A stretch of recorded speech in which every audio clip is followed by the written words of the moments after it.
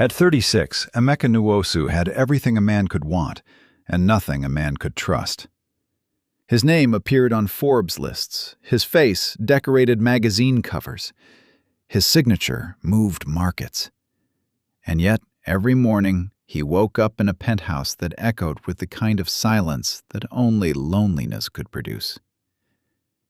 3 blocks south, in a cramped office lobby that smelled of bleach and burnt coffee, a young woman named Ada Obi sat behind a reception desk, sorting through papers she had already sorted twice. She earned just enough to keep her mother's medication running and her younger brother in school. She was 24, exhausted, invisible, and utterly unwilling to quit. Their worlds should never have touched. But desperation has a way of rewriting the rules, and Emeka Nwosu was desperate for something money had never been able to buy. Someone real. The boardroom was cold. Not temperature cold. The air conditioning was set to a precise 21 degrees, but emotionally cold. The kind of space where warmth went to die. Emeka sat at the head of the table, his fingers steepled, his expression unreadable. Around him, executives shifted in their leather chairs, waiting. His assistant, Kalu, leaned closer. "Sir, she's requesting a prenuptial revision. Again." Silence. Thin, sharp. "Which clause?" Emeka asked. "The asset disclosure clause. She wants full access to the offshore portfolio before the wedding." Emeka's jaw tightened. His 3rd fiancée in 4 years. The first had been caught transferring funds 2 weeks before the ceremony. The second had been photographed with another man the night she accepted his ring. And now the third was negotiating his net worth like a business deal. "Cancel the engagement," he said. Kalu blinked. "Sir?" "You heard me." Silence. Heavy, final. Kalu hesitated, then nodded. "I'll have the lawyers draft the papers." After Kalu left, Emeka stood and walked toward the window. Lagos stretched below him, loud, alive, indifferent. Millions of people moving through their days without knowing his name, without caring about his money, without calculating his value. He pressed his forehead against the glass. Cool. Steady. What if I wasn't Emeka Nwosu? The thought arrived uninvited. What if I was nobody? Who would still choose me? The question had no answer, but it had a plan. The Okadigbo commercial tower was nothing special. 12 floors of small offices, shared corridors, flickering fluorescent lights, and the faint, permanent smell of damp carpet. It was the kind of building that existed in every city. Functional, forgotten, ordinary. Ada arrived every morning at 6:30. The lobby was always empty at that hour, the security guard still half asleep, the elevators groaning as if they resented being woken. She liked it that way. The quiet gave her time to breathe before the chaos. Her desk sat behind a narrow counter near the entrance. It was cluttered with sign-in sheets, a phone that rang too often, and a small potted plant she had rescued from the trash 2 months ago. The plant had no business surviving. The lobby received almost no natural light, but Ada watered it every morning with leftover tea, and somehow, stubbornly, it lived. She wore the same 3 blouses in rotation, washed on Saturday, ironed on Sunday, worn Monday through Friday with careful precision. Her shoes were scuffed but clean. Her nails were short, practical. And her face carried the kind of composure that came not from comfort, but from practice. Years of swallowing complaints and replacing them with professionalism. Her manager, Mr. Baligan, was a man who mistook authority for importance. He spoke to her the way some people spoke to furniture, without eye contact, without respect, and always with the assumption that she existed to serve his convenience. "Ada, my coffee is cold." "I'll make a fresh one, sir." "And tell the janitor the third-floor bathroom is disgusting." "Yes, sir." She never argued, not because she couldn't, but because arguing cost energy she couldn't afford to spend. At night, she went home to a small apartment she shared with her mother. Her mother's cough had worsened again. The medication was expensive, and the pharmacy didn't accept promises. "You work too hard," her mother said one evening, watching Ada count coins on the table. "I work enough," Ada replied. "That's not the same thing." Silence. Gentle. Tired. "Mama, I'm fine." Her mother studied her. Those eyes. Old. Wise. Undeceived. "You're not fine, my daughter. But you are strong. And sometimes that's harder." Ada looked down. Her throat tightened. But she didn't cry. Not in front of her mother. Never in front of her mother. The next morning, something changed. Ada noticed him the moment he walked through the lobby door. Not because he was remarkable. He wasn't. He wore a faded blue uniform, the kind issued to cleaning staff. His shoes were old. His cap was pulled low. He carried a mop and a bucket as if they were things he had carried his entire life. But something was off. His hands. They were too smooth, too clean. The kind of hands that had never gripped a mop handle before today. He approached the reception desk. "Good morning. I'm the new janitor." Ada looked at him. Really looked. His eyes were calm, steady, observant. The kind of eyes that noticed everything but revealed nothing. "Name?" she asked. "Chukwu." "Chukwu what?" He paused. A fraction too long. "Chukwu Eze." She wrote it down without comment. "Third-floor bathrooms need attention. Mr. Balogan already complained." "Mr. Balogan complains about everything," said the security guard from his corner, yawning. Ada didn't smile, but something flickered at the edge of her lips. "Start there. Supplies are in the closet behind the stairwell." Chukwu, Emeka, nodded once. "Thank you." He walked away. Ada watched him for 2 seconds longer than necessary, then returned to her papers. Something about him didn't fit. She couldn't name it yet, but she noticed. She always noticed. The first week passed in routine. Chukwu mopped floors, cleaned bathrooms, emptied trash cans. He did it quietly, steadily, without complaint. He arrived early. He left late. He spoke to no one unless spoken to. But Ada noticed things. Small things. He held the mop like someone holding a golf club for the first time. Technically correct, but physically unfamiliar. He flinched slightly whenever bleach splashed his skin, as if chemical cleaners were a new sensation. And once, when he thought no one was watching, she saw him pull out a phone. Not the cheap kind janitors carried, but something sleek, metallic, expensive, before quickly shoving it back into his pocket. She said nothing. It wasn't her business. On the 4th day, Mr. Balogan cornered Chukwu in the hallway. "You, janitor." Chukwu stopped. "Yes, sir." "The conference room on 7 is filthy. I have a meeting in 20 minutes. Fix it." "I'll take care of it." "And next time, don't wait for me to tell you. That's your job. Or do I need to remind you what happens to people who can't do their jobs?" Silence.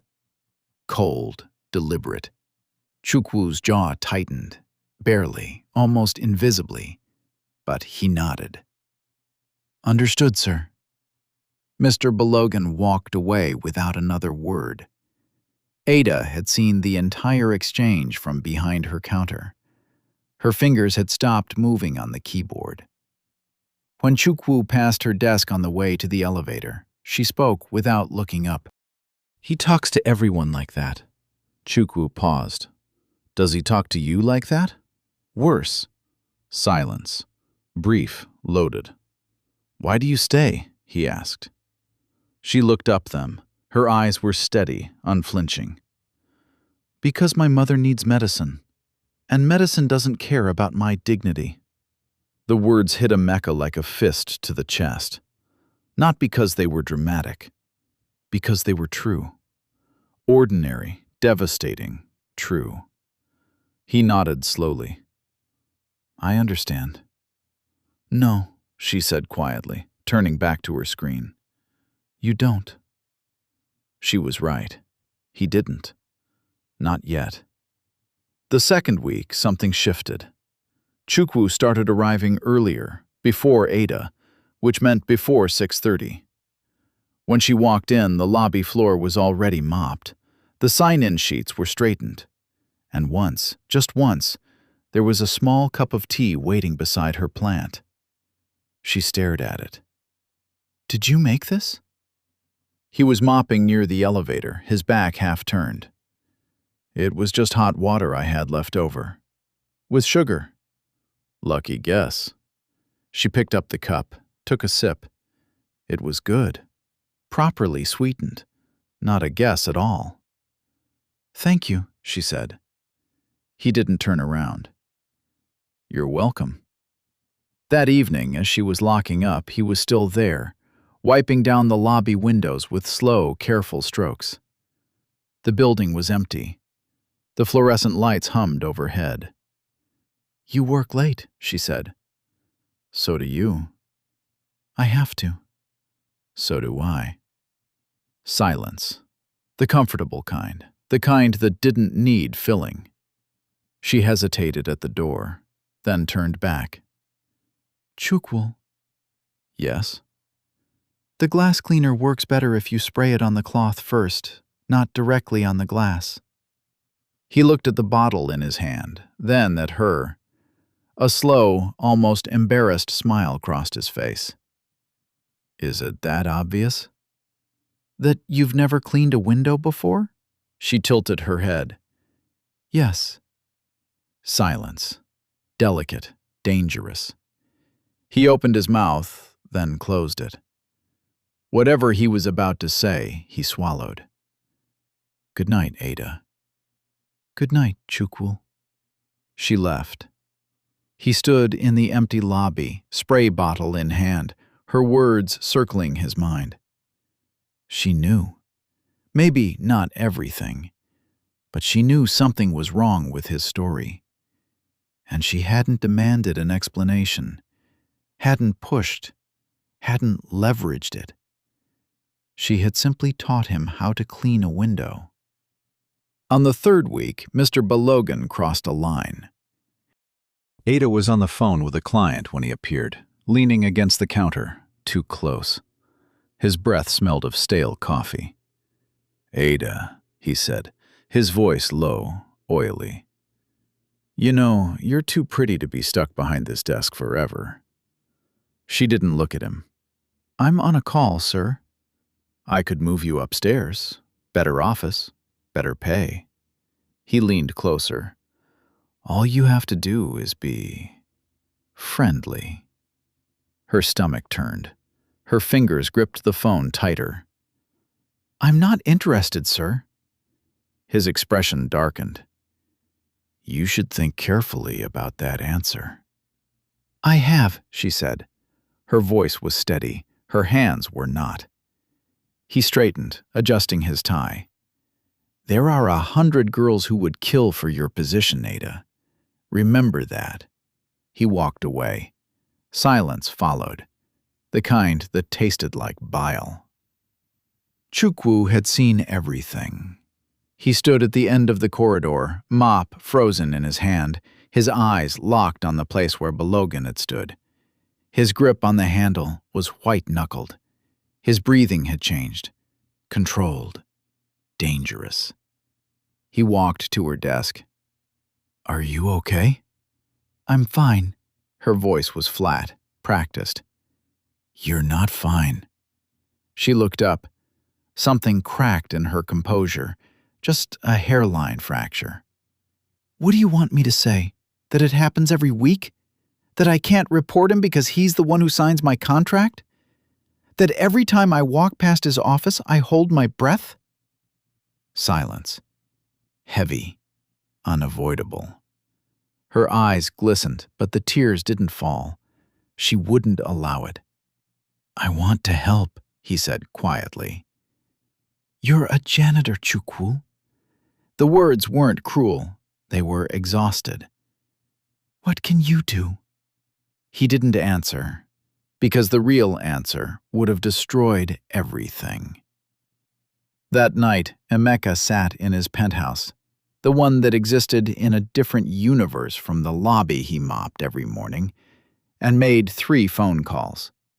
One to his legal team, one to his HR director, one to a journalist he trusted. Within 48 hours, an anonymous complaint landed on the desk of the Okadigbo Towers parent company.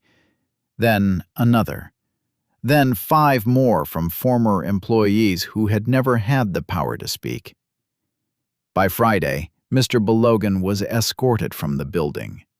Security, witnesses, silence. Ada stood behind her counter and watched him leave. His face was red. His voice was loud.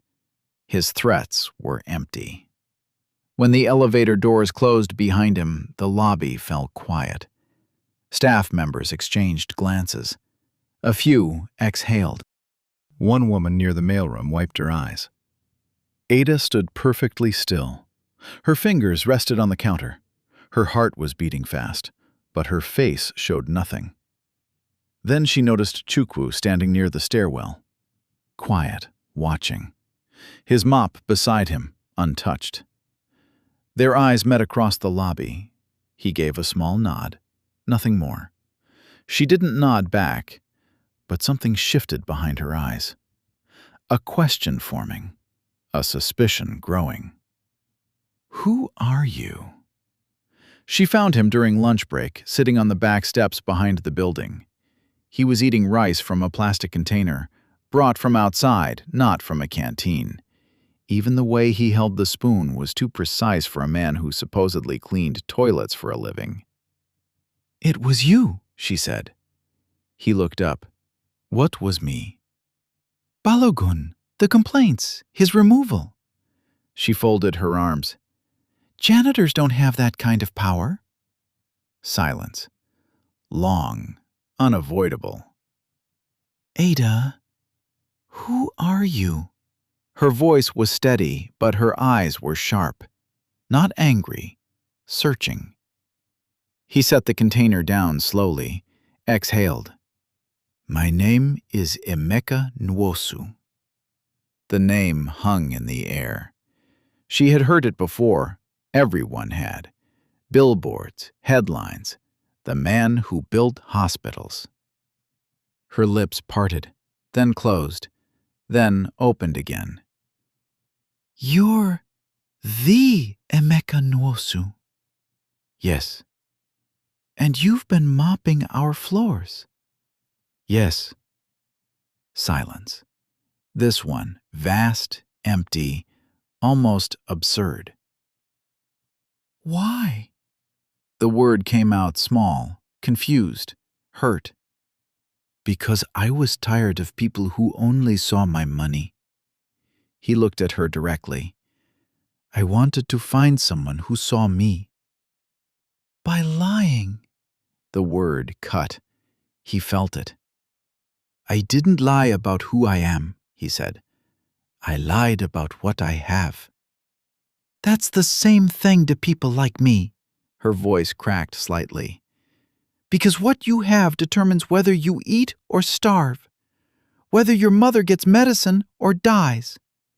To you, money is something to hide. To me, it's oxygen." The words landed with the force of absolute truth. Emeka said nothing, because she was right. Completely, devastatingly right. "I need to go back to work," she said. "Ada, don't." She lifted a hand, not angry, tired. "Just don't." She turned and walked back inside. Her footsteps echoed in the stairwell, each one a little heavier than the last. Emeka sat on the steps alone, the plastic container untouched, his hands resting on his knees. For the first time in 36 years, the richest man in the room felt like he had nothing. Ada worked through the rest of the day in silence. Her fingers moved across the keyboard. She answered the phone. She signed people in. She did everything exactly as she always did. But that evening, at home, when her mother asked what was wrong, Ada finally broke. "A man at work lied to me, Mama." Her mother watched her carefully. About what? "About who he was." And who was he? "Someone important." Silence. Her mother's hands, thin and fragile, reached across the table and held hers. "My daughter," her mother said gently, "did you like who he was before you knew?" Ada's breath caught. "Because if you did," her mother continued, "then the lie didn't change the man. It changed your expectation." Tears slid down Ada's cheeks. "Mama, he's a billionaire. And you're a woman who waters a dying plant with leftover tea, and it still grows." Her mother smiled. "Tell me who is more remarkable." The lobby was dark, 6:15 in the morning, earlier than usual. Ada sat behind her counter, her hands wrapped around a cup of tea, her eyes fixed on the door. She had made 2 cups. The door opened at 6:20. Emeka walked in. No uniform this time, just plain clothes, simple, quiet. He stopped when he saw her. "Hi," she said. "Hi." Silence. The ocean kind. The kind with everything underneath. He looked at the second cup, then at her. "Sit down," she said. He sat, on the small plastic chair beside her desk, the one no executive had ever used. "I'm not going to pretend what you did was okay," she said. "I know." "You lied. You watched me struggle and said nothing." "I know." "You have more money than I will ever see in 10 lifetimes, and you sat there eating rice from a plastic box while I counted coins for my mother's pills." "I know." His voice was barely a whisper. Silence. "But," she said. He looked up. "You made me tea before I asked. You cleaned the lobby before I arrived. You stood in a corridor and watched a man threaten me, and then you dismantled him without taking credit." Silence again, thinner this time. "You didn't do that because you're rich," she said.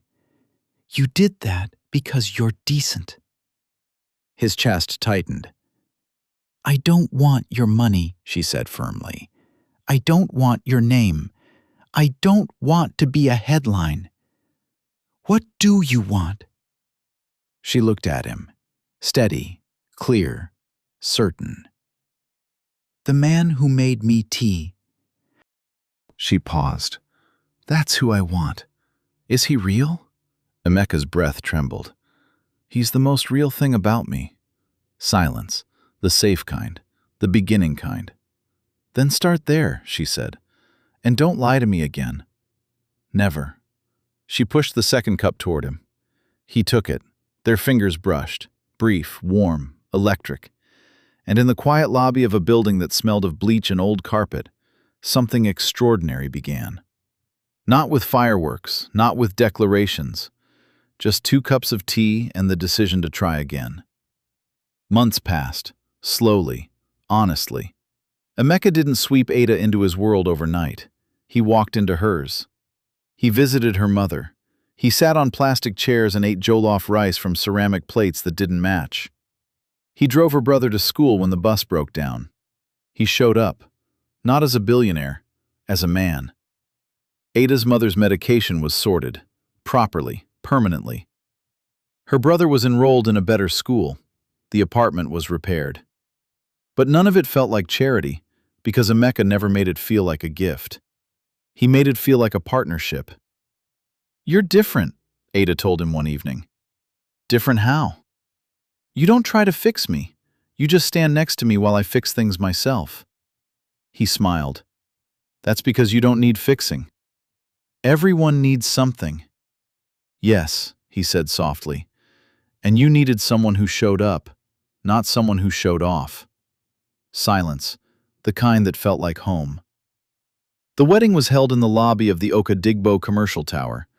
Not a grand ballroom, not a 5-star garden. The lobby. The same lobby where she had signed him in as a janitor. The same lobby where he had mopped floors and she had counted coins. The same lobby where a cup of tea had changed everything. The fluorescent lights had been replaced with warm string lights. Ada's little plant, the one she had rescued from the trash, sat on the reception counter, green and impossibly alive, decorated with a single white ribbon. Guests filled the small space. Not hundreds, dozens. The people who mattered. Ada's mother sat in the front row, tears already streaming, a smile already shining. Ada stood in front of a mirror in the small back office. Her dress was simple, white, beautiful. Not extravagant, chosen because it felt like her. She looked at her reflection. For a moment she saw the girl who counted coins on a kitchen table. The girl who watered dying plants with cold tea. The girl who said, "Yes, sir," to a man who didn't deserve it. Then she saw who she had become. Still that girl, but standing taller. "Ready?" the stylist asked. "Yes." She walked into the lobby. Her brother guided her. Her mother stood. The room went quiet. Emeka waited at the far end, exactly where the reception counter stood, right where it all started. He wore a simple suit, clean, sharp, but not overwhelming. And when he saw her, everything else disappeared. The lights, the guests, the city outside, all of it gone. Just her, walking toward him, steady, grounded, unshakable. She reached him. Their eyes met. "Hi," she whispered. "Hi," he replied. The officiant spoke about honesty, about showing up, about choosing someone when the world gives you every reason not to. Then it was time. "Do you take this woman?" "I do." "Do you take this man?" Ada smiled. "I take the janitor who couldn't clean windows." Laughter rippled through the room. Then, softer, "I do." Their vows were short, quiet, true. Emeka spoke first. "I came into this building pretending to be nobody, and you treated me like somebody." His voice trembled. "You didn't need to see my bank account to see my worth, and I will never forget that." Ada's eyes glistened. "You scrubbed floors you didn't need to scrub. You took insults you didn't need to take. You made tea you didn't need to make." She paused. "All because you wanted to know if someone could love the man behind the money."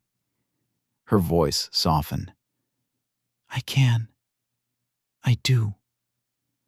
Silence, the kind that held the whole room. Then applause. Warm, real, earned. Later, as the evening settled and the small celebration continued, Ada stood beside the potted plant on the counter. Emeka joined her. You know, She said, touching a leaf gently. everyone said this plant would die. It didn't. Because someone bothered to care for it. She smiled and looked at him. Even with leftover tea. He took her hand. That's the whole point, isn't it? What? That the most beautiful things grow where nobody expects them to. And in the end, the billionaire who disguised himself as a janitor didn't find love in a penthouse or a boardroom. He found it behind a reception desk, in a woman who watered dying plants, who counted coins for her mother's medicine, and who treated a stranger with respect before she knew his name. Not because of wealth, not because of beauty, but because dignity, real, quiet, unshakable dignity, is the rarest thing in the world. And when you find it, you hold on. Thanks for watching. If you enjoyed this story, please subscribe to this channel and tell us where you are watching from. Have a wonderful day.